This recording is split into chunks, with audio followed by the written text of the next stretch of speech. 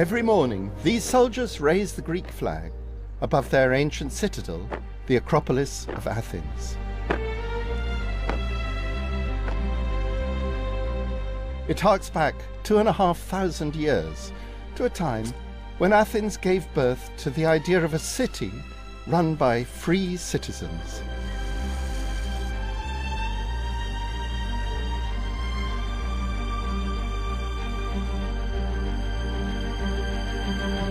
Athens is one of the most beautiful cities in the world.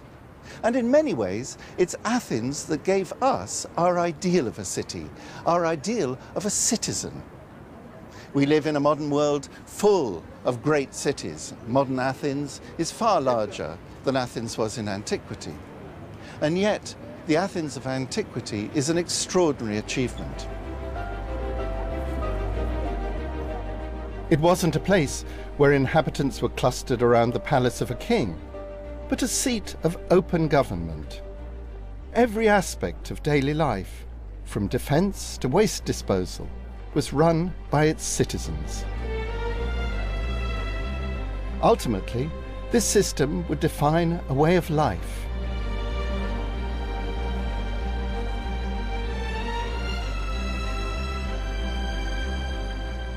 Athenian citizens would give it a name.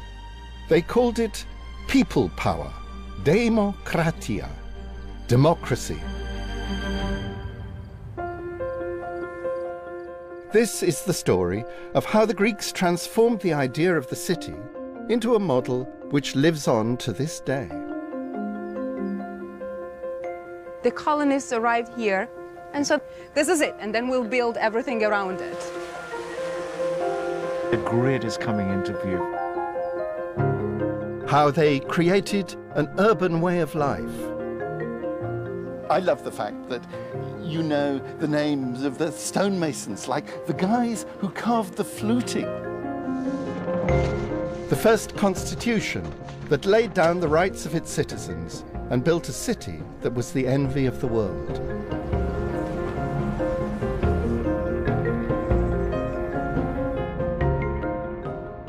The Athenians were fighting for an ideal, and that's the ideal we articulate today. I'll then travel to Rome, where 500 years later, they created what we could call the first ancient megacity, complete with high-rise housing. What I love is that this isn't just a bit of archaeology, it's a bit of living history. Underground complexes. E siamo proprio sotto il foro. And incredible infrastructure.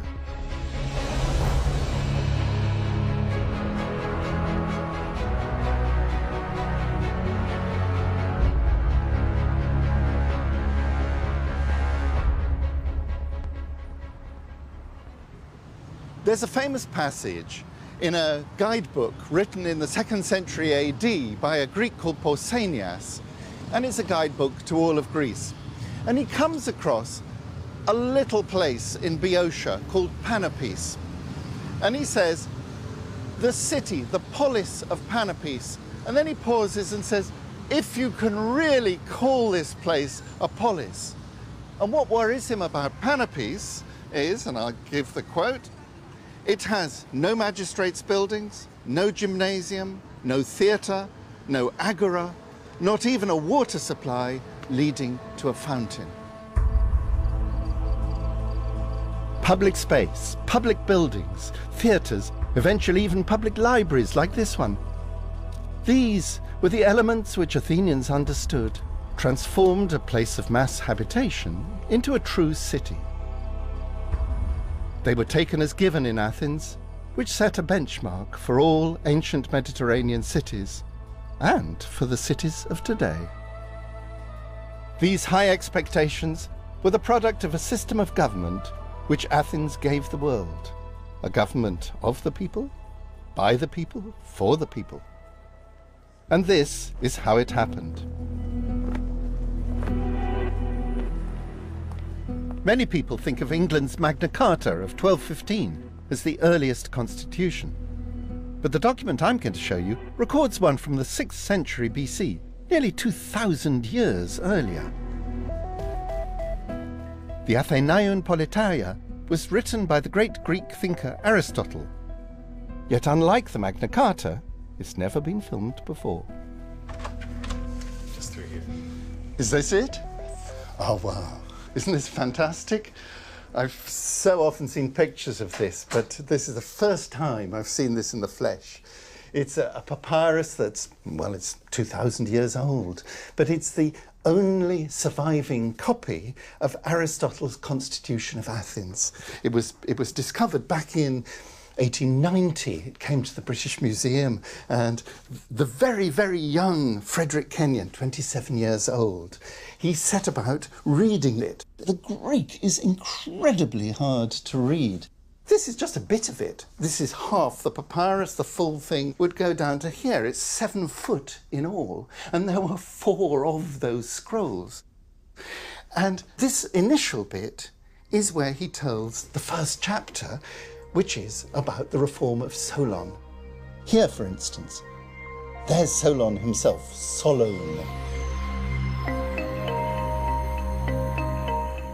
Athenians regarded Solon as the founder of their democracy.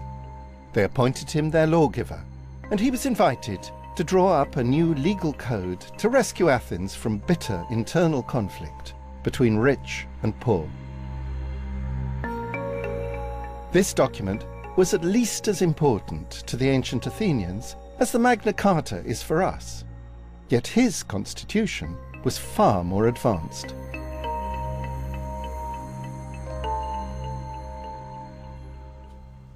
He wasn't just a lawgiver, he was also a poet, defending his reforms.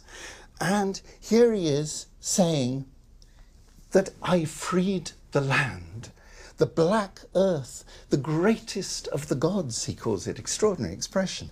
The greatest of the gods used to be enslaved. He gives freedom to the people who work the earth, and I freed the land of Attica. Attica, the land of Athens. It is the longest papyrus text we have of Greek literature. And that is what changed our understanding of the birth of Greek democracy. Democratic freedom and the new world of the Greek city went hand in hand. To understand how radical a departure this was, you need to see what had gone before.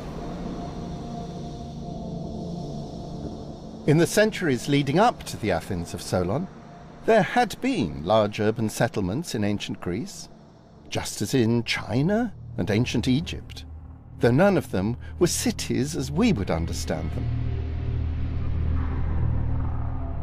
The most famous flourished in what was once thought to be a world of myth. This is Mycenae, 75 miles from Athens, the land of Agamemnon, Helen of Troy and the Trojan War. The Greeks of the classical period were brought up on the Homeric epics and their stories of kings of fabulous wealth and power. It was always assumed that those Homeric epics were mere legend, fantasies about a heroic age. That was the assumption, until archaeology demonstrated that there is a historical basis in Mycenaean civilization. This, for the world of 3,500 years ago, was a major urban centre. There were enough homes here to house a significant number of people. But this was the walled stronghold of a single ruler, rather than a community of citizens. That's not to say it wasn't advanced. The huge walls built high over the landscape was so big that later Greeks thought they were put up by the one-eyed monsters made famous by Odysseus, the Cyclops. In fact, they were a real feat of engineering. The highlight was the oldest domed roof in the ancient world.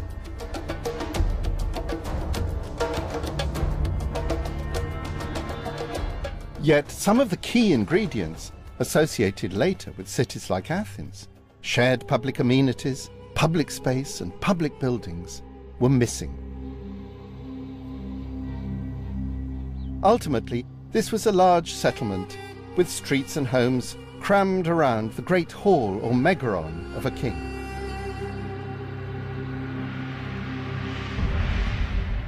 By 1000 BC, Mycenae and the other palace centres had collapsed. Slowly, a new type of Greek settlement was beginning to develop. In the course of the 9th and 8th centuries BC, Greeks began to experiment with communities run by the citizens themselves. This model became known as the polis. Greek settlers took the polis way beyond the borders of their homeland. Because when they built their colonies, they were starting from scratch, they could afford to be even bolder in their thinking. It became a spectacular experiment in city building.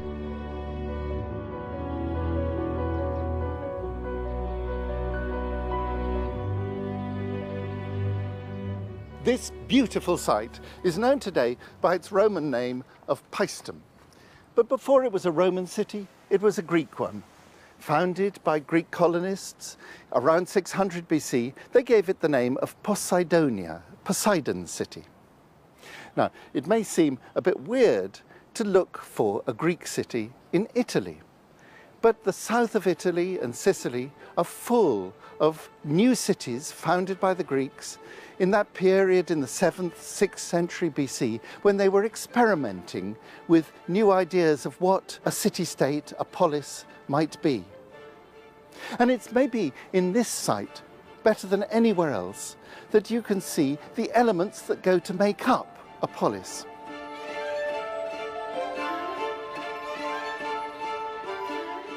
To find out what was so revolutionary about the way this place was planned, I've come here with my colleague from Cambridge, Tiziana D'Angelo. Tiziana, can you give me an idea of how formal was it creating a new Greek colony, a new Greek city? Well, it was a gradual process, but the colonists arrived here and they had a clear idea of what they needed to build their city. And they had a set of priorities, and so they were starting what was the main priority. The main priority was public space. Known to Greeks as the agora, this was the leap of imagination that, more than anything else, differentiated the new Greek settlements from Mycenae. At the heart of the polis was not a palace for a king, but an open meeting space for the citizens. We're basically entering the southern border of the agora, and the agora was huge, so it extended there for 10 hectares. Oh, wow. So not just this, 10 hectares is absolutely gigantic. So public space is really important in the city. It was the first thing that they were very concerned about. Yeah. So they arrived here and they sort of saved this large square, and they said, okay, this is it, and then we'll build everything around it. Yeah. So this is for the demos, this is for the people, and then individuals can have their houses further away. Yes, west and east of the agora, but we don't touch this space.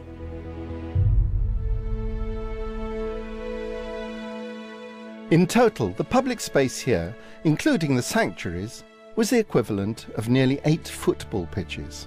That's a quarter of the town's surface area.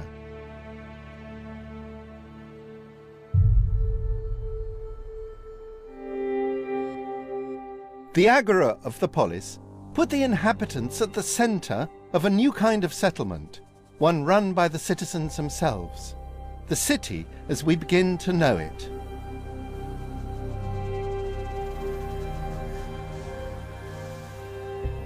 It was here that the citizens, the politai, met to exchange goods and ideas, to buy and sell, also just to talk to each other. Agora comes from the Greek word for to talk, agoriouo. The idea of public space as a place to talk may seem innocuous, but out of talk came political discussion, and out of political discussion came politics. The agora, and the approach to politics that came with it, became as popular on the Hellenic mainland as it did in colonies like Poseidonia or Paestum. In 900 BC, there hadn't been a single polis in Greece. By 600 BC, there were hundreds. At the time when Paestum was established, Athens was just another polis in central Greece. But it was developing fast. Above all, its agora began to evolve, not just in size, but also in role. Just after 600 BC, politics in the agora was revolutionized. The agent of change was the reform of government by Solon, described by Aristotle. What you saw in the British Library is only a section of the Politeia. An entire scroll, like this copy I put together, was even longer. Laid end to end, the complete text is a staggering 5.7 meters, nearly 20 feet long. It tells us in detail not only about Solon's reforms, but also what life was like in Athens before he arrived.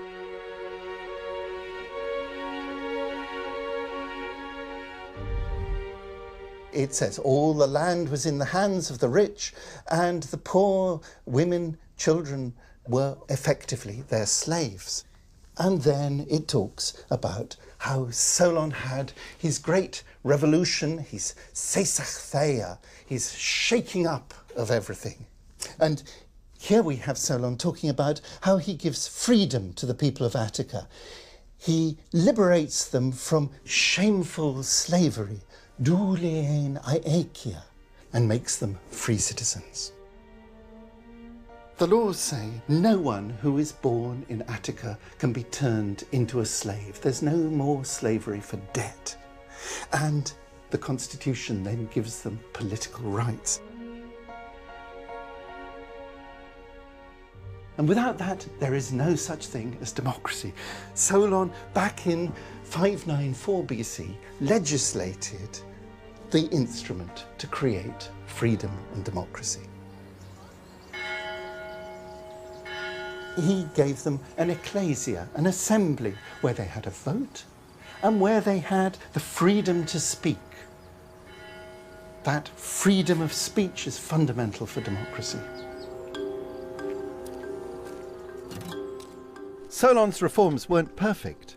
They excluded women and foreign slaves from citizenship. But they launched the idea of people power, which came to its peak in 5th century Athens as male citizens voted on almost every decision. These were thrashed out in sight of the Acropolis at the heart of Athenian democracy, on the hill of the Pnyx. One of those who knows best how this place worked is my old friend John Papadopoulos, who has been studying here for 30 years. We get a great view of the Acropolis from this spot, don't we? And I guess down there we've got the Agora, and that's where so much of democracy happens. And yet this is an even more important spot for democracy, isn't it? This is the iconic spot. This is where the assembly of male citizens that constitute the Athenian democracy, this is where they met, this is where they made all of their decisions. And it's just here that we have the orator's platform. And this is very important. This is where the orator stood. And in order to make your voice heard, you had to shout above a quorum of a minimum of 6,000 citizens. 6,000 is an enormous number. You're filling this entire space, aren't you? And they sent people down into the Agora with ropes, literally to rope them in. They had red paint on the ropes so you could see who was, loitering around. You fill the place till it's full. By definition, you've got a lot of poor people there. You couldn't ignore the will of the poorest people in this society.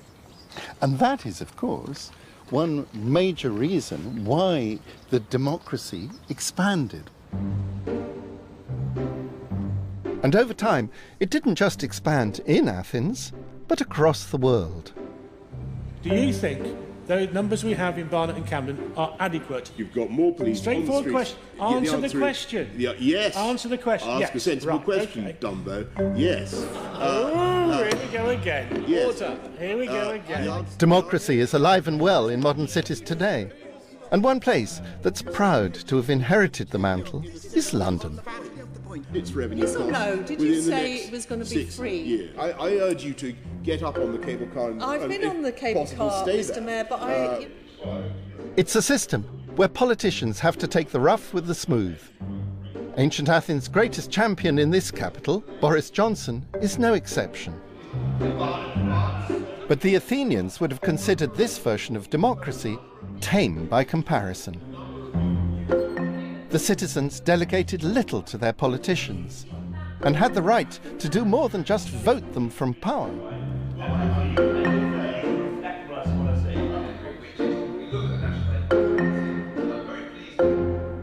I want you to imagine you're in the Pnyx, that you're an orator on the beamer. Yes. You haven't got a mic at all. I know. It would have been, what would it have been it like? It would have been very difficult, and of course the Athenians had the inexpressible pleasure of being able, when they were fed up with people, to vote to ostracize them. Can you imagine the impact on you as the humble person of Athens? You're never going to be one of these guys, but you can send them to Bulgaria or wherever for a long time. And it must have been a fantastically powerful thing. I think we should bring it back. I'm not going to say anything and comment on that. But none of this was a joke to the ancient Athenians. They didn't just have the right to expel those who threatened their democracy.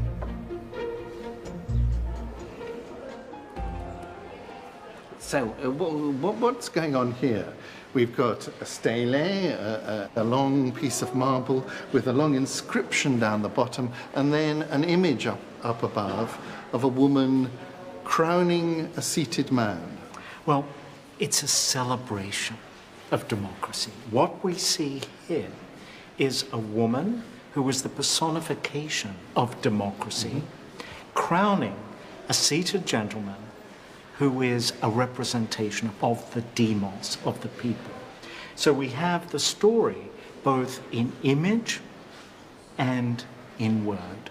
The long inscription says that anyone who attempts to overthrow the democracy, anybody who wants may murder them. They may kill them with impunity and there will be no prosecution. Athens guarded its democratic status with pride. Even in today's Athens, you can still find clues to how the visionary government created by ancient Athenians took the lead over its rivals. Kalimera. How are you? Good morning. Good morning. Good morning. Good morning. Do you have ancient coins? Archaea numismata? Yes, we have, yeah. Oh, terrific. Oh, brilliant, brilliant. And here, how much? €2. €2. Yes. Thank you. You've made me a happy man. I have to say, I really am pleased to have my own Athenian owl here. €2 is a small price to pay for this beauty. Of course, it's not an original Athenian owl, it's just a modern copy. But symbolically, this is what the wealth of Athens was all about. They made these coins, which they always stamped with the owl of Athena, the goddess of wisdom, with the silver from the mines at Laurium. And it's the lucky strike of one particular year, 493 BC, when the state makes a profit of 100 talents. What to do with this? Their first idea, split it up between the citizens of Athens. It would have worked out at 10 drachma a head. And the great politician Themistocles says, no, no, no, invest, invest, invest. With those 100 talents, we can build 100 ships. Themistocles was a statesman of Churchillian importance in democratic Athens. He realized he had to persuade his citizens of the need to build up the navy to defend both the Athenian democracy and its strategic interests.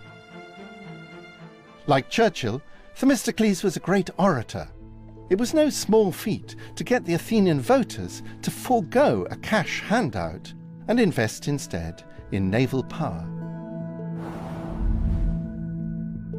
Control of the sea and the trade brought with it would stimulate the growth of the most populated city in the Mediterranean. This is a replica trireme, or Athenian battleship. Its design is based on original stone carvings. It's 35 meters long, with 3 banks of oars. This was the pinnacle of naval technology in its day. With 170 oarsmen, a ship like this needed to outmaneuver the enemy. It required a high degree of training and skill to achieve the synchronization of all the rowers. They could complete a full turn of the boat in fewer than 70 meters. That's only 2 ship lengths. Its battering ram was its lethal weapon.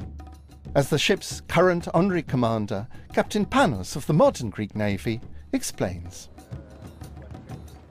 They used all the oarsmen during the battles in order to give strength when the ram was hitting the other vessels. So the ram is a really important part of the ship. This is the true weapon of the ship, isn't it? Correct. And what you want to do is get up the maximum speed so that that bronze ram goes right into the side. Correct. The oarsmen, they were free men, something that a lot of people don't know.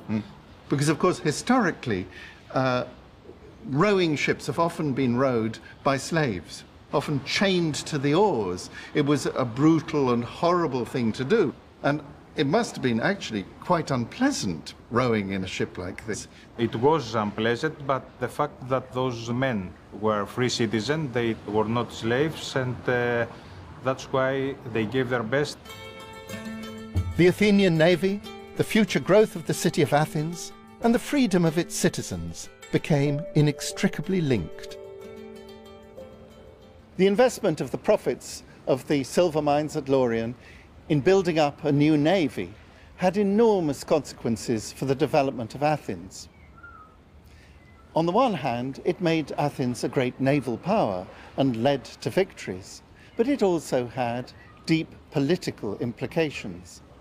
The people who pulled the oars were Athenian citizens, but above all, they were the poor citizens of Athens, and that meant that their voice really mattered in politics. They voted to send themselves into battle. In 480 BC, Persia invaded Greece. Now, the ability of a citizen state to stand up to a great empire would be put to the test.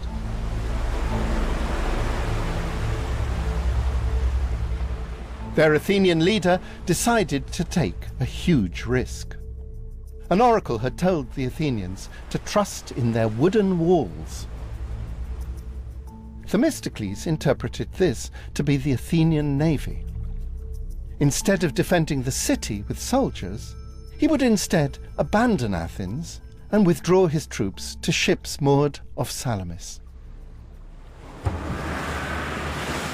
According to the Greek historian Herodotus, the Persians outnumbered the Greeks by more than 4 to 1.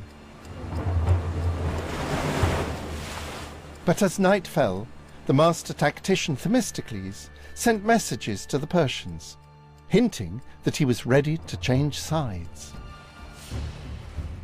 The Persians, in order to maintain their position as negotiations continued through the night, were forced to back paddle. As dawn broke, and with the Persians exhausted, Themistocles attacked, annihilating his enemy. Though Athens itself had been razed to the ground, and the old Acropolis destroyed, the Athenian people and their revolutionary system of government had triumphed in war. They were now in a position to win the peace and transform their home from just another Greek polis to the most glittering city in the ancient world. To understand Salamis as a turning point, you need to see the landscape from the top of the Hill of the Muses.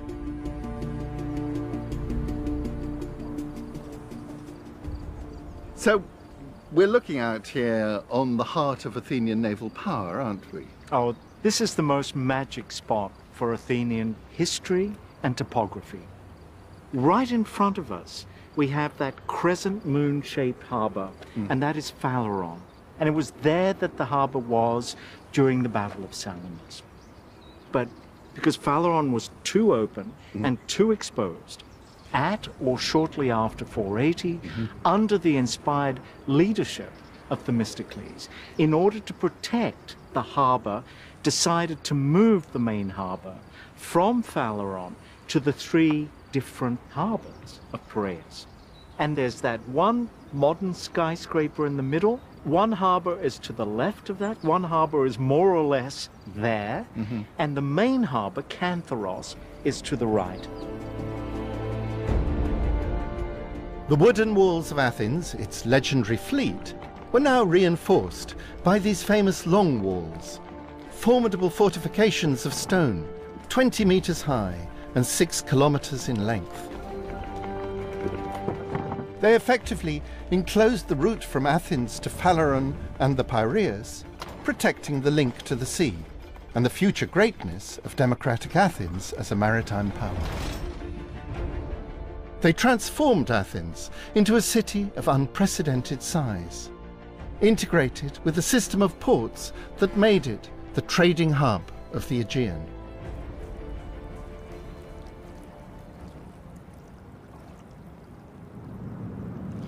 The modern Piraeus is an enormous ferry port, but it's in exactly the position of the ancient Piraeus, and it's this gigantic port that is the secret of the commercial success of ancient Athens. With its hard-won political freedom came economic freedom. Athens' naval power meant the Athenian merchant fleet was free to trade with whoever they wished, bringing in vast wealth and goods from all over the Mediterranean and beyond.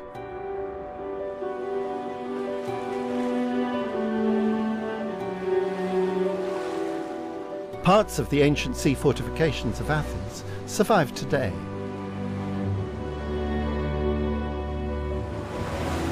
And more remarkable still, an archaeological team from the Effort of Underwater Antiquities and the Danish Institute at Athens has discovered one key element of the city's supreme maritime status in the 5th century BC: the foundations of the ship sheds in Zea Harbour.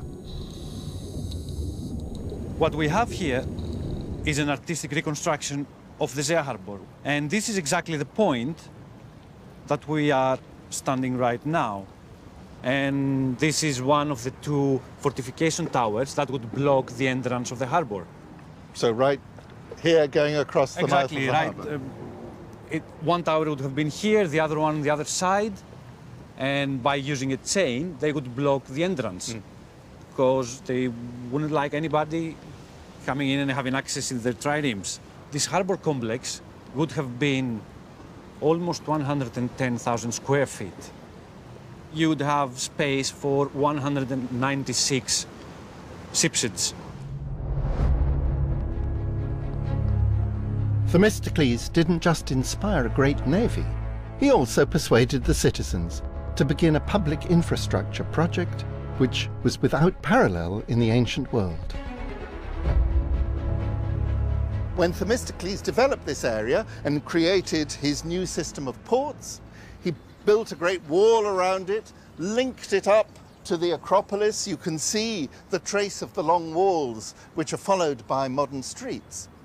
But he also created a residential quarter, and he brought in a famous architect, a certain Hippodamus of Miletus, to lay out this new residential quarter for him. Hippodamus was famous for his radical ideas about how people should live in his new cities. Sometimes regarded as the father of modern town planning, he disliked the confusion of the older settlements of antiquity and sought to impose a new order in the planning of Greece. His was a utopian vision, and a democratic one. In modern Athens, it's hard to get a feel of what Hippodamus' city would have looked like. However, there is one place you can really get the idea. In northern Greece, 125 miles from the Bulgarian border, are the remains of the ancient city of Olynthos. It's the best surviving example of the layout of a Greek city of the classical period. At the south of the site, there's an earlier development from the 6th century BC, with clusters of houses strewn here and there.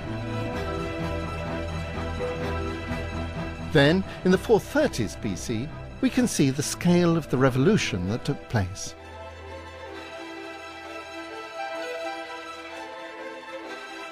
The new settlement is laid out with pinpoint mathematical precision.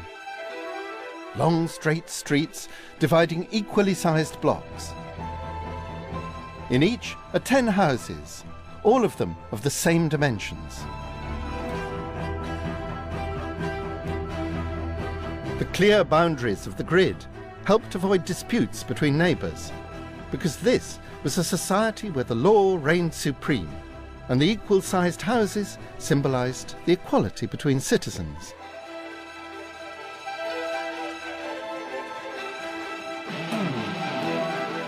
Themistocles' development of the Piraeus after the Battle of Salamis had created not only a mechanism for economic expansion, but also one which would energise the young democracy. The grid at Piraeus stretched out towards the old town, and Athens was entering a new phase, the golden age of the city.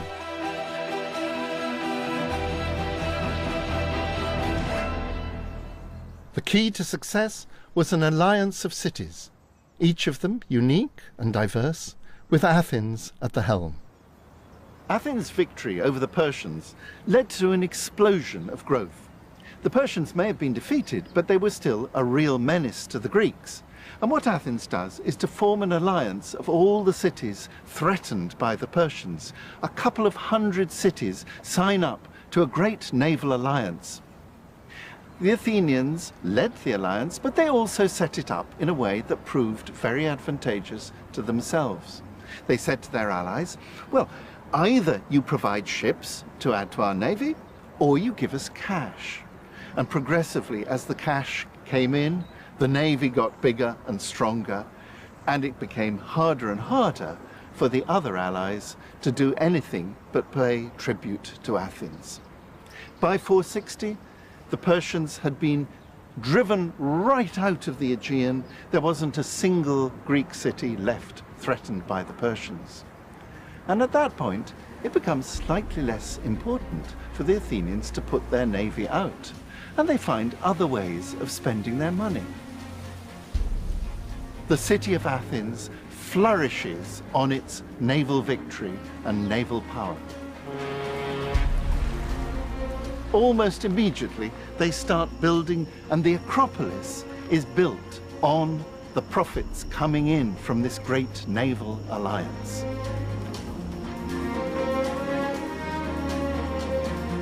The city was now free to make real its urban ideal. And in the 440s BC, under its new and dynamic leader Pericles, this lavish building program began in earnest. Although he was born into a noble family, Pericles was a populist who would take Athenian democracy into an even more radical direction. Under his leadership, the poor would not only be allowed to sit on juries, but be paid handsomely for it. He even introduced subsidies to enable them to attend the theatre.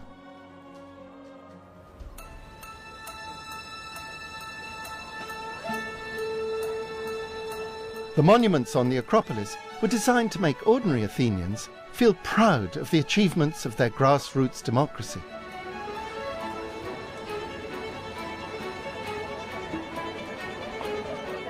Although the Parthenon is the most famous of those buildings, by looking a little closer, you can decipher the clues left by the ancient Athenians themselves about what they thought had made their city great. It's interesting, isn't it? How all these tourists come flooding through, and they've got eyes only for the Parthenon. They all know that this is the monument to see on the Acropolis.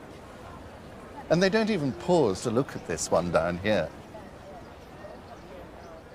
The Propylaea may seem just an entrance to the Acropolis, but John has a striking new theory. If he's right, the tourists are missing something monumental.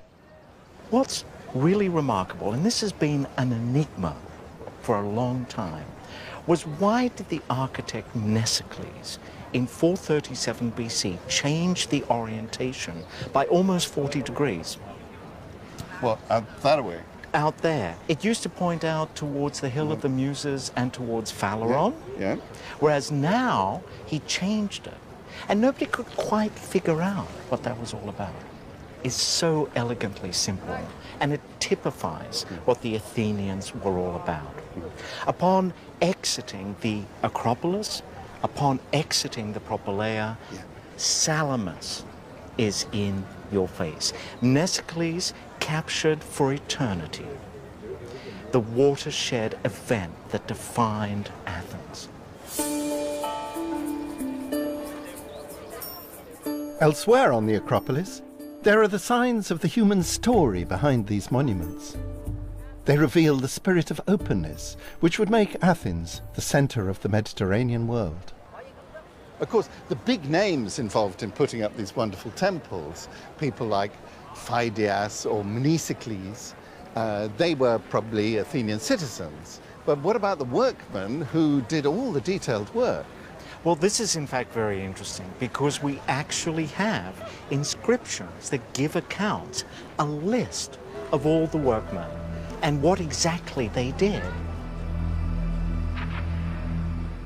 This amazing historical document, now on display in the Acropolis Museum, lists the names of all the workmen who built the Erechtheion, giving their jobs, their place of origin, and in many cases, even their social status.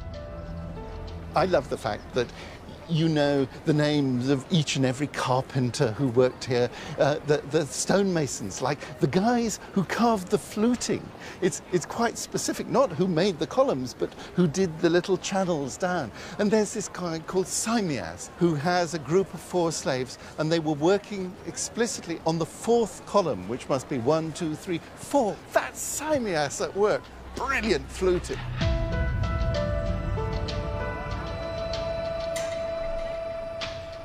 Look at the Erechtheion, one of the great buildings of ancient Athens. Of the 86 builders, sculptors of the Erechtheion who we've identified, 40 were metics, resident aliens. I think 26 were slaves, and the rest of it were freeborn Athenians. So in other words, the overwhelming majority were either slaves or, in the biggest category, were foreigners. It was built by the Poles, as it were. It was built by the immigrant labour from what was then the equivalent of Albania, or wherever it happened to be. What the Erechtheion documents is a willingness to welcome energy and talent if it could be turned to the advantage of the city as a whole. It was an openness that went hand in hand with democracy.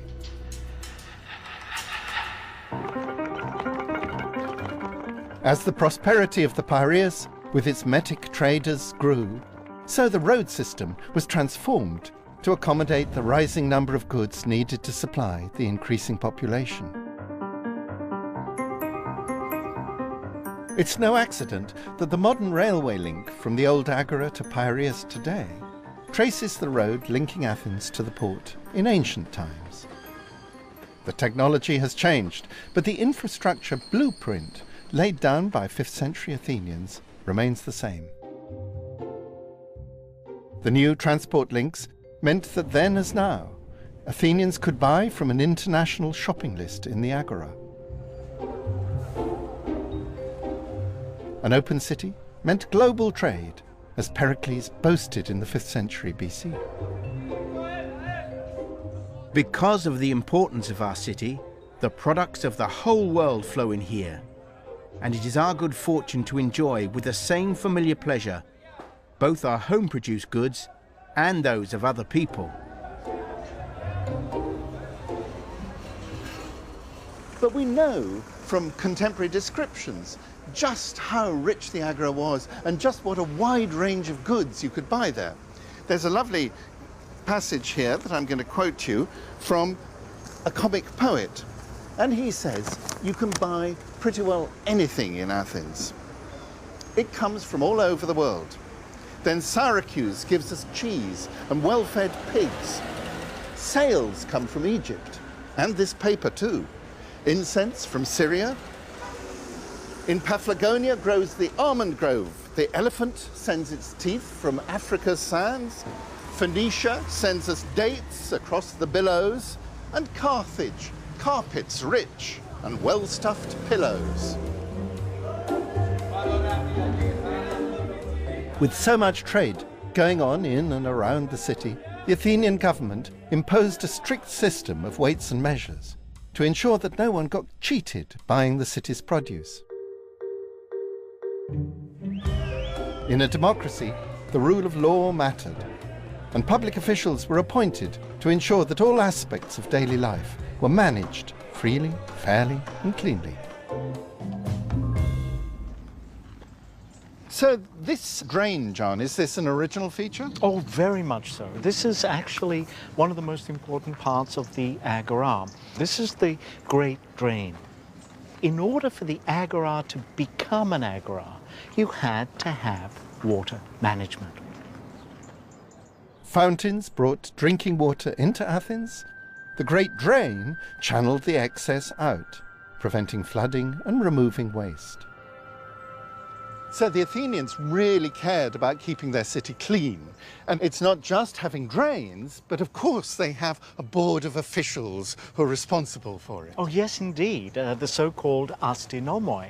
And these were the people responsible for keeping the city clean. And asti, the first part of the word, is the word for the city, nomoi being rules, laws, etc. So these were the people who kept the drains flowing, who kept the city clean, and they were also responsible for the koprophoroi. The koprophoroi would mean literally shit carriers. Exactly. Yes? And there are very clear prescribed rules and regulations as to where and how far from the city walls you could take the human waste. It's all part and parcel of managing this great city. That's wonderful. The city of hygiene. The city of hygiene.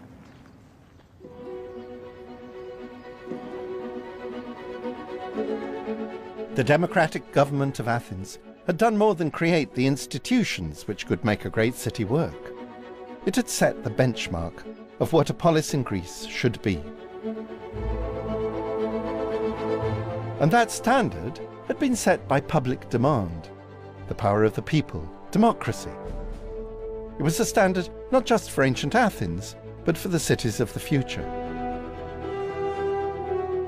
Summed up by one of the greatest Athenian leaders, Pericles, his words continue to inspire our leaders of today. A spirit of freedom governs our conduct, not only in public affairs, but also in managing the small tensions of everyday life, where we show no animosity at our neighbour's choice of pleasures, nor cast aspersions that may hurt, even if they do not harm.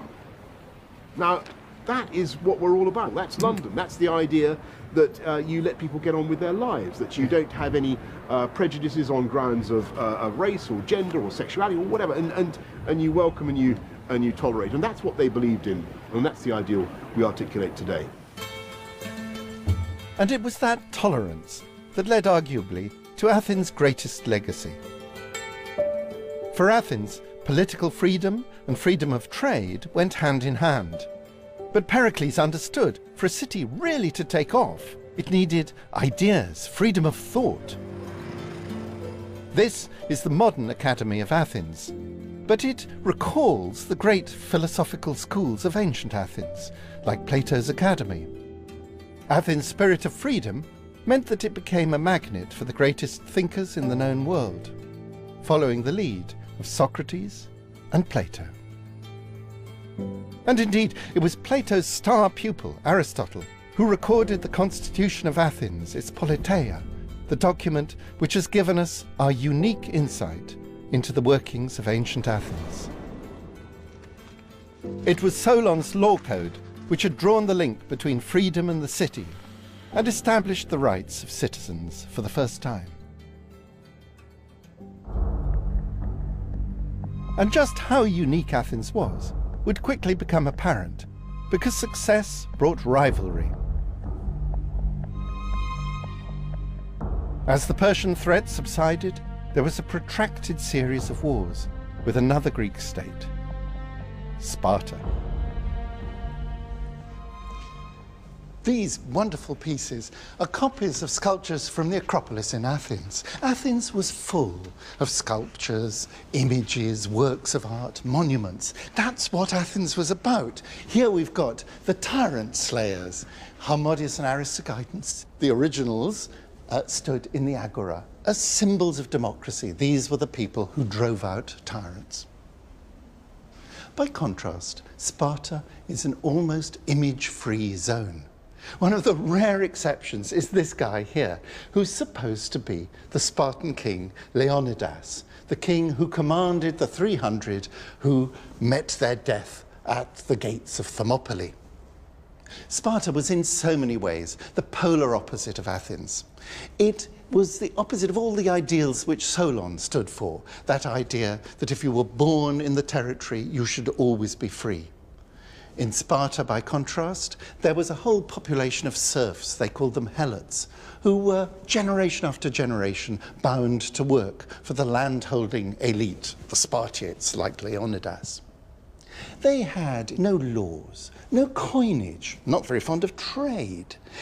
They didn't really like immigrants. In fact, once a year, they ritually drove out all foreigners. It was called the xenelasia, the driving out of foreigners.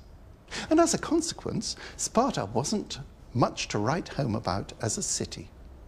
At least compared to Athens, Sparta seemed to be just a collection of villages. There was one thing these Spartans did better than anyone else, and that was warfare. From the earliest age, these Spartiates were trained in the arts of war. They knew better than anyone else in Greece how to defend their land and how to ravage other people's land.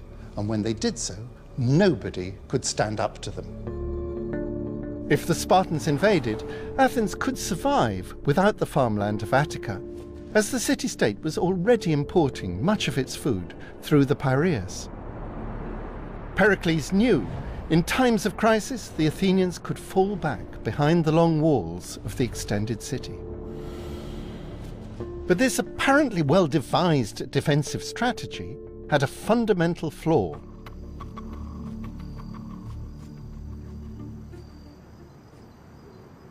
The Kerameikos here is the biggest graveyard of ancient Athens. And it was near here, when they were excavating a new metro line, just back there, that they made an extraordinary discovery. Among the individual burials, there was an enormous pit full of skeletons thrown in ram-jam without any ceremony, over 100 in number. They must be victims of the Great Plague. The Great Plague was the great flaw in Pericles' strategy. Pericles thought he could survive Spartan invasion by gathering the whole population within the long walls. It was, in fact, an effective strategy, but it had a big downside. And the downside was if you cram people into the same space, they spread disease. A terrifying plague broke out, and we know about it in great detail because the historian Thucydides was one of its victims, and he tells us with medical precision how the plague was. Dr. Manolis Papagrigorakis has been analysing new evidence of how the victims died. So Manolis Papagrigorakis has come with one of the skeletons he's studying. This is the head of a young girl. 11 years old.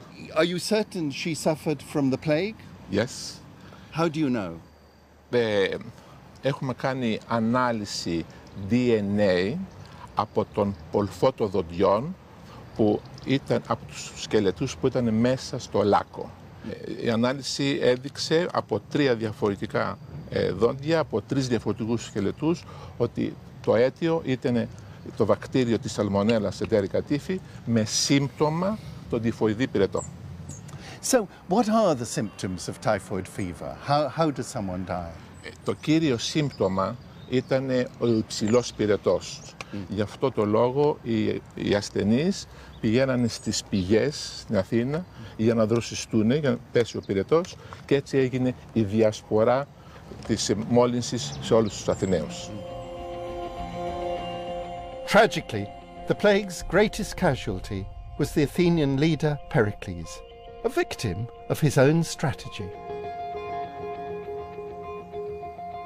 It was the reliance on Athens' naval fortifications and water supply system, the pride of its civic infrastructure, which dealt a terrible blow to the city. But the idea which Pericles and his city had championed lives on. I think that ideal of freedom is something we need to stick up for. We do in our city freedom of speech, freedom of association. These things are contested now. They are not accepted everywhere in the world. These are not trivial values. They are incarnated here in London, just as they were in ancient Athens, and we need to stick up for them. The democratic values, which had been the hallmark of the ancient city, would finally crumble. But in the end, it was neither the plague nor the Spartans which proved Athens' final downfall. More than 300 miles north of Athens lay another Greek state. This is Pella, home of Philip II of Macedon and his son Alexander the Great. Pella was the new capital of the Macedonian kingdom that defeated Athens. The defeat by Sparta knocked Athens back, but did not bring her down. Her empire briefly revived. It was the defeat by Philip of Macedon at the Battle of Chaeronea that ended Athens' chances of being an imperial power. The Macedonian Empire enabled them to build cities on a scale that dwarfed Athens. Instead of small streets with egalitarian housing, they built great avenues and opulent mansions decorated with extravagant mosaics.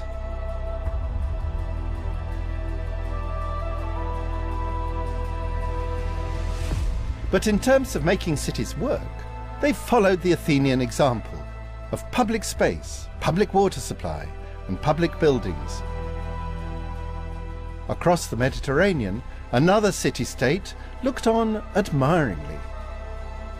While the Athenians had set a new standard of urban living, it would take a much greater empire to create the world's first megacity by ancient standards. And that empire would be launched from a polis not in Greece, but in Italy.